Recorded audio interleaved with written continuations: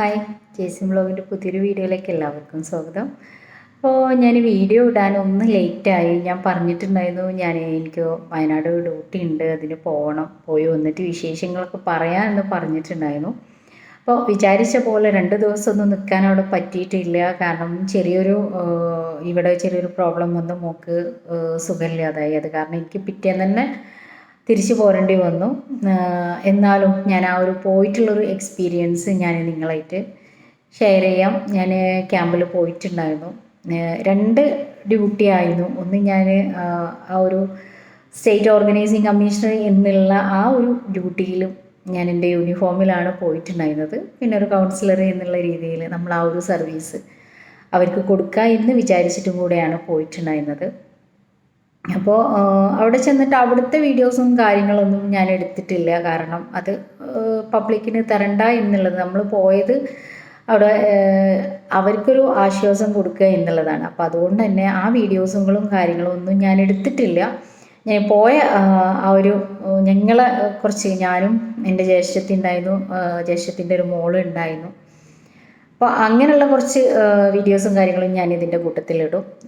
അവിടുത്തെ വിശേഷങ്ങൾ പറയുകയാണെന്ന് വെച്ച് കഴിഞ്ഞിട്ടുണ്ടെന്നുണ്ടെങ്കിൽ എന്താ പറയുക, നല്ലൊരു പ്രയാസം തോന്നി. എന്നാലും ഒരുപാട് ഇമ്പ്രൂവ്മെൻറ്റ് വന്നിട്ടുണ്ട്.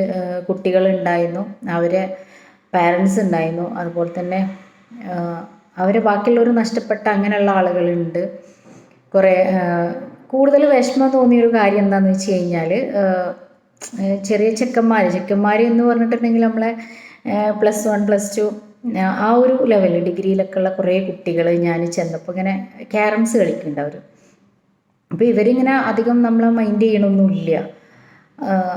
പിന്നെ ബാക്കി കുട്ടികളൊക്കെ ഇങ്ങനെ ചെറിയ പെൺകുട്ടികളൊക്കെ ഉണ്ടായിരുന്നു, 4th-ലും 5th-ലൊക്കെ പഠിക്കുന്ന കുട്ടികൾ. അവരൊക്കെ ഇങ്ങനെ ഫേസിലൊരു ചിരിയൊക്കെ ഉണ്ട്, നമ്മളെ കാണുമ്പോഴും ഒരു അടുത്തൊക്കെ വരികയൊക്കെ ചെയ്തിരുന്നു. പ്രത്യേകിച്ച് ഞാൻ യൂണിഫോം ഇട്ടിട്ടായിരുന്നു. അപ്പോൾ അതുകൊണ്ട് ഇങ്ങനെ ഒരു ഇത് തോന്നുമല്ലോ. അപ്പോൾ അങ്ങനെ ഒരടുത്തൊക്കെ വന്ന് സംസാരിച്ചു. പക്ഷേ ഇവർ ഈ ഒരു ബോയ്സിൻ്റെ ആ ഒരു ഗ്യാങ് ആരെയും മൈൻഡ് ചെയ്യണില്ല. എൻ്റെ കൂടെ വേറെ ആൾക്കാരൊക്കെ ഉണ്ടായിട്ടുണ്ടായിരുന്നു. അപ്പോൾ ഇവരെയൊന്നും മൈൻഡ് ചെയ്യണില്ല. അപ്പോൾ തന്നെ നമുക്ക് അവരൊരു മൈൻഡ് മനസ്സിലായി. കാരണം എല്ലാവരും ഈ ഒരു സിമ്പതി പറഞ്ഞിട്ട് ഇങ്ങനെ ചെല്ലണതും ഇതൊന്നും ആർക്കും ഇഷ്ടപ്പെടില്ല. ആരും ഇഷ്ടപ്പെടാത്തൊരു കാര്യം തന്നെയാണ്. അപ്പം ഇവർ ചോദിച്ചൊരു ചോദ്യമുണ്ട്, ഇങ്ങനെ ചെറിയ കുട്ടികളെ ദത്തെടുക്കാൻ. നമുക്കറിയാം, നമ്മൾ കുറേ സോഷ്യൽ മീഡിയയിലും ഇതിലൊക്കെ കണ്ട കാര്യങ്ങൾ തന്നെയാണ്. ദത്തെടുക്കാൻ കുറേ ആൾക്കാരുണ്ട്, ചെറിയ കുട്ടികളെ. അതുപോലെ തന്നെ പെൺകുട്ടികളെ കല്യാണം കഴിച്ച് കൊണ്ടുപോകാനും കുറേ ആൾക്കാർ ഓഫർ പറഞ്ഞിട്ടുണ്ട്. പക്ഷേ ഇതുപോലുള്ള കുട്ടികളെ ആരും ദത്തെടുക്കുക, അതല്ലെങ്കിൽ അവരാരും ഒന്നും ഓഫർ ചെയ്തിട്ടില്ല. അപ്പം അത് ഇവർ പറഞ്ഞു, ഇവർക്കൊക്കെ ആളുകളുണ്ട്, ഞങ്ങളാർക്കും വേണ്ട എന്നുള്ളത്. അതൊരു വിഷമം തോന്നി. ശരി തന്നെയാണ്, നമ്മൾ പറയില്ലേ, ആൺകുട്ടികളല്ലേ, അവർ ജീവിച്ചോളും, അവർ ജോലി ചെയ്തോളും എന്നൊക്കെയുള്ള ഒരു ഇത് നമുക്കുണ്ടാവും. പക്ഷേ അവരും എന്താ പറയുക, അവർക്കും ഉണ്ട് മനസ്സ്. അവരെ ബാക്കിയുള്ള ആളുകളൊക്കെ നഷ്ടപ്പെടുമ്പോൾ അവർക്കും മാനസികമായിട്ട് ഭയങ്കര ബുദ്ധിമുട്ടുണ്ടാവും. ഇവരെ പാരൻസിനൊക്കെ ആയിട്ട് അത്രയും ഒരു അറ്റാച്ച്മെൻറ്റും കാര്യങ്ങളും ഉള്ളവരും ഒക്കെ ആവും. പക്ഷെ പൊതുവേ നമ്മളെന്താ പറയുക, ഈ ഒരു ആൺകുട്ടികളെ നമ്മൾ അത്രണ്ട് കെയർ ചെയ്യൂല എന്ന് തന്നെ പറയലേ. അവർ ജീവിച്ചോളും എന്നുള്ള ഒരു മെൻറ്റാലിറ്റിയാണ് എല്ലാവർക്കും ഉണ്ടാവുക. അതേ സമയത്ത് കുട്ടികളെയും അതുപോലെ തന്നെ പെൺകുട്ടികളെയൊക്കെ നമ്മൾ എന്തെങ്കിലുമൊക്കെ ആയിട്ട് സ്പോൺസർ ചെയ്യാൻ ഇതിനൊക്കെ ആളുണ്ടാവും എന്നുള്ളതാണ്. അത് സത്യം പറഞ്ഞു കഴിഞ്ഞാൽ ആ കുട്ടികൾ പറഞ്ഞപ്പോൾ അത് ചിന്തിച്ചു പോയി. ഞാനും അതൊരു ചിന്തിച്ചു പോയി. ശരി തന്നെയാണ്, നമ്മളെ ഈ ഒരു സമൂഹത്തിൽ നമ്മൾ ആൺകുട്ടികളല്ലേ, അവർ വലുതായ എങ്ങനെയെങ്കിലുമൊക്കെ ജീവിച്ചോളും എന്നുള്ളൊരു കൺസെപ്റ്റാണ്. പക്ഷെ അവർക്കും മനസ്സും എന്താ പറയുക, ചിന്തകളും സ്വപ്നങ്ങളും ഒക്കെ അവർക്കും ഉണ്ട് എന്നുള്ളതാണ്. അപ്പം അതാണ് എനിക്ക് അവിടെ നിന്നൊരു പ്രയാസം തോന്നിയൊരു കാര്യം. ബാക്കിയുള്ള കുട്ടികളൊക്കെ നോർമലായിട്ടുണ്ട്. പിന്നെ രണ്ടാമത്തെ ഒരു കാര്യം, അവരേറ്റവും കൂടുതലൊരു വിഷമം പറഞ്ഞത്, ഇപ്പോൾ ഇവരൊക്കെ പാരൻസും കുറച്ച് വലിയ ആളുകളുണ്ടല്ലോ, അപ്പോൾ അവർ പറഞ്ഞൊരു കാര്യം, ഞങ്ങൾക്ക് ഇപ്പം ഇങ്ങനെ കുറേയൊക്കെ ഒരു ഇത് തോന്നുന്നുണ്ട്, അവർ മരത്തിൻ്റെയും ചളിൻ്റെയൊക്കെ ഇടയിൽ കുടുങ്ങിയിട്ടാണ് അവരെടുത്തത് എന്നൊക്കെ പറഞ്ഞിട്ടുണ്ടായിരുന്നു. അപ്പോൾ ആ ഒരു ഞെട്ടലും ഷോക്കും ഒക്കെ ഉണ്ടായിരുന്നു. കുട്ടികളൊക്കെ രാത്രി ഞെട്ടി ഉണരും, ചിരിയോ അതല്ലെങ്കിൽ ഇങ്ങനെ ആളുകളെ മുഖത്തേക്ക് നോക്കുക എന്നല്ലാതെ അവർക്ക് വേറെ ഒന്നും ഉണ്ടായിട്ടുണ്ടായിരുന്നില്ല. അങ്ങനെ ഒരു സ്റ്റേജ് ആയിരുന്നു, ഒരു പേടിച്ചിട്ടുള്ളൊരു. അപ്പോൾ നമുക്കറിയാലോ എന്താവും അവരുടെ അവസ്ഥ എന്നുള്ളത്. അപ്പോൾ അവർ പറഞ്ഞത്, ഞങ്ങൾക്ക് ഏറ്റവും കൂടുതൽ ഇപ്പോൾ വിഷമം തോന്നുന്ന ഒരു കാര്യം, ഞങ്ങൾ ഇവിടുന്ന് പുറത്തിറങ്ങിക്കഴിഞ്ഞാൽ പിന്നെ എന്താണ് ഞങ്ങൾക്കൊരു വീടില്ല, ഞങ്ങളെ നാട് നശിച്ചു പോയി, ഒക്കെ പോയി, ഞങ്ങൾക്ക് അങ്ങനെയൊന്നും ഇല്ല എന്നുള്ള ആ ഒരു വിഷമമാണ് കൂടുതൽ പറഞ്ഞിട്ടുള്ളത്. ബാക്കിയൊക്കെ ഓക്കെ ആയിട്ടുണ്ട്. ഇനി ജീവിക്കാൻ എന്താ ചെയ്യുക എന്നുള്ളൊരു വിഷമമാണ് പറഞ്ഞത്. അപ്പോൾ അവരുടെ അടുത്ത് ഞാൻ പറഞ്ഞിട്ടുണ്ടായിരുന്നു, ഇഷ്ടംപോലെ ആളുകൾ ക്യാഷായിട്ടും സഹായങ്ങളായിട്ടും നിങ്ങൾക്ക് എല്ലാതും പുറത്ത് റെഡിയാണ്, പുറത്ത് നിങ്ങൾക്ക് വേണ്ടിയിട്ട് വെയിറ്റ് ചെയ്യുന്നുണ്ട്.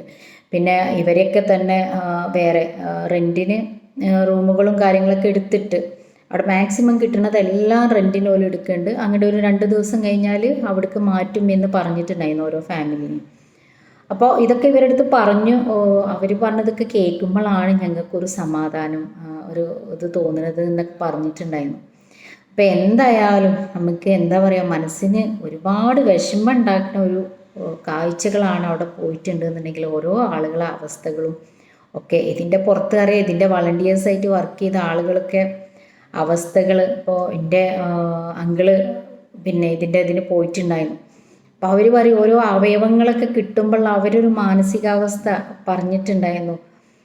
ഓരോ പാർട്സുകളായിട്ടാണ് കിട്ടുന്നത്, ഹാർട്ടും അതുപോലെ തന്നെ നമ്മൾ കേട്ടിട്ടുണ്ടായിരുന്നു അല്ലേ, ഒരു ഗർഭപാത്രം, അതിലൊരു കുട്ടി ഒക്കെ ആയിട്ട് കിട്ടി എന്നൊക്കെ പറയുമ്പോൾ എത്രത്തോളം ആ ഒരു അവസ്ഥ, പഠിച്ചവൻ്റെ ഒരു പരീക്ഷണം, നമ്മൾ എന്താ പറയുക, പഠിച്ച റബ്ബ് ഉണ്ട് എന്നുള്ളതിനുള്ളൊരു തെളിവ് തന്നെയല്ലേ ഇതൊക്കെ. ആ ഒരു പരീക്ഷണം ഒരു നാടിനെ തന്നെ ഒന്ന് ഉറങ്ങി എണീറ്റപ്പം ഒരു നാട് മൊത്തം ഇല്ലാതായി എന്ന് പറഞ്ഞിട്ടുണ്ട്. ആ ഒരു സൃഷ്ടാവ് എത്രത്തോളം കഴിവുള്ളതാണ് എന്നുള്ളതും ഈ ഒരു പ്രപഞ്ച സത്യം, അതിനെ ഇനിയും വിശ്വസിക്കാത്ത ആളുകൾ വിശ്വസിക്കുക എന്നുള്ളതാണ്. അപ്പോൾ ഞാൻ എൻ്റെ കുറച്ച് വീഡിയോസും കാര്യങ്ങളൊക്കെ ഞാൻ ഇതിൽ അപ്ലോഡ് ചെയ്യുന്നുണ്ട്, അവിടുന്ന് എടുത്തിട്ടുള്ളത്. അപ്പോൾ ഇനി പുതിയ വീഡിയോസും കാര്യങ്ങളും ഒക്കെ ഞാൻ എത്രയും പെട്ടെന്ന് തന്നെ അപ്ലോഡ് ചെയ്യുന്നതാണ്. അപ്പോൾ എൻ്റെ ഈ ഒരു ചാനൽ ഇതുവരെ സബ്സ്ക്രൈബ് ചെയ്യാത്ത ആളുകൾ സബ്സ്ക്രൈബ് ചെയ്യുക, ഷെയർ ചെയ്യുക, ലൈക്ക് ചെയ്യുക, അതുപോലെ തന്നെ ബെല്ലൈക്കണും കൂടെ ഒന്ന് അമർത്തി കഴിഞ്ഞാൽ പുതിയ വീഡിയോസും കാര്യങ്ങളൊക്കെ കിട്ടും. Okay, thank you.